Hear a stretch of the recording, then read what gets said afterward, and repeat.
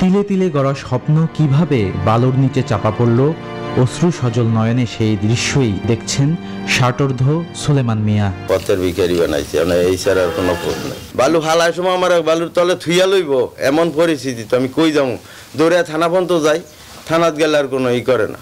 পুলিশের অতিরিক্ত ডিআইজি গাজী মোহাম্মদ মোজাম্মেল হক তার স্ত্রীর নামে অঢেল সম্পদের তথ্য পাওয়া গেছে। রাজধানীর উপকণ্ঠে ৬.৫ কোটি টাকার হাউজিং প্রকল্প, সুরম্য বাগানবাড়ি ও রিসোর্ট সহ সম্পদের পাহাড় গড়েছেন এই দম্পতি, যার সবই গড়েছেন দুর্নীতি আর জবরদখল করে। ভুক্তভোগীরা বলছেন, প্রশাসনের প্রভাব ও জীবন নাশের হুমকি দিয়ে মানুষকে ভিটে মাটি ছাড়া করেছেন সরকারের এই অসাধু কর্মকর্তা। বিস্তারিত বদরুল আলম শাওনের বিশেষ প্রতিবেদনে। তিলে তিলে গড়া স্বপ্ন কিভাবে বালুর নিচে চাপা পড়ল, অশ্রু সজল নয়নে সেই দৃশ্যই দেখছেন ষাটোর্ধ সুলেমান মিয়া। পুকুর ভরা মাছ, গোয়াল ভরা গরু আর ক্ষেত ভরা ফসল সবই এখন অতীত। কিন্তু কেন? ৬ থেকে ৭ টন মাছ আমাদের পথেরটা পড়ছে, পথের ভিখারি বানাইছে, এই ছাড়া আর কোনো পথ নাই। বালু ফালার সময় আমার বালুর তলে থুইয়া লইব এমন পরিস্থিতি, তো আমি কই যাবো, দৌড়ে থানা পর্যন্ত যাই, থানাত গেলে আর কোনো ই করে না। ডিআইজি মোজাম্মেলের অর্ডারই এগুলি করছে। পুলিশের অতিরিক্ত ডিআইজি গাজী মোহাম্মদ মোজাম্মেল হকের লোভের বলি হয়ে নারায়ণগঞ্জের রূপগঞ্জে এমন শত শত পরিবার আজ নিঃস্ব।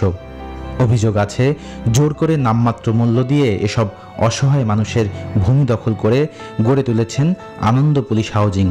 তবে পুলিশের সাথে আদতে এই প্রতিষ্ঠানের কোনো সম্পর্কই নেই। মোজাম্মেল সাহেব, হ্যাঁ, ওনার লোক সব, তারা অফিসে চাকরি করে, এই লোকই আইছে, এই লোকই করছে। এই জায়গার লাগে কেড়ে রাত 2টা বাজায় তুললা লইয়া গেছে কারে টাক পাইরা। তেহারা আইনের লোক, কোন মুহূর্তে কোন ই করে, তো আর সবাই যদি একতা হয়ে না করে, তো আমি একলা করে তো কিছু করতে পারবো না। অনুসন্ধানে জানা যায়, স্ত্রী ফারজানা মোজাম্মেলের নামে আছে আনন্দ প্রপার্টিজ নামে একটি প্রতিষ্ঠান, যার অধীনে রয়েছে 1250 বিঘা জমি। এছাড়া রূপগঞ্জে আবাসন প্রকল্প আনন্দ হাউজিংয়ের নামে আছে প্রায় 3000 বিঘা জমি, যার বর্তমান বাজার মূল্য প্রায় 6500 কোটি টাকা।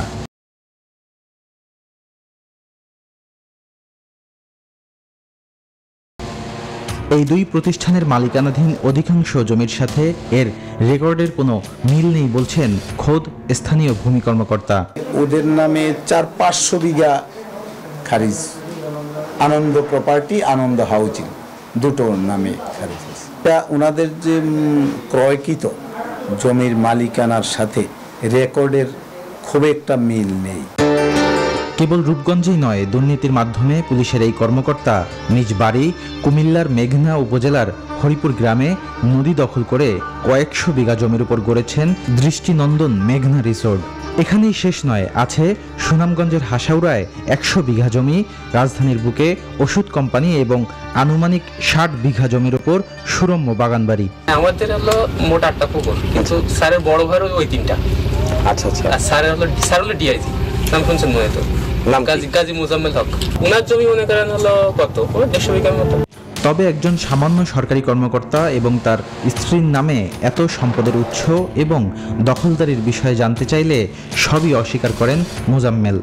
কোনো অভিযোগ আছে একেবারে চূড়ান্তভাবে মিথ্যা, এই ধরনের কোনো অভিযোগ নাই। এটা আপনার এলাকার চেয়ারম্যান মেম্বার এদের সাথে কথা বলে দেখতে পারেন। অপরাধ বিশেষজ্ঞরা বলছেন, সরকারের ঊর্ধ্বতন কর্মকর্তাদের এমন সীমাহীন দুর্নীতি অন্য সহকর্মীদেরও বিপথে যেতে উৎসাহ যোগায়, যার ফলে দিন দিন দেশের রাষ্ট্রীয় কাঠামোগুলো রুগ্ন হয়ে পড়ছে। বদরুল আলম শাওন, নিউজ 24, ঢাকা।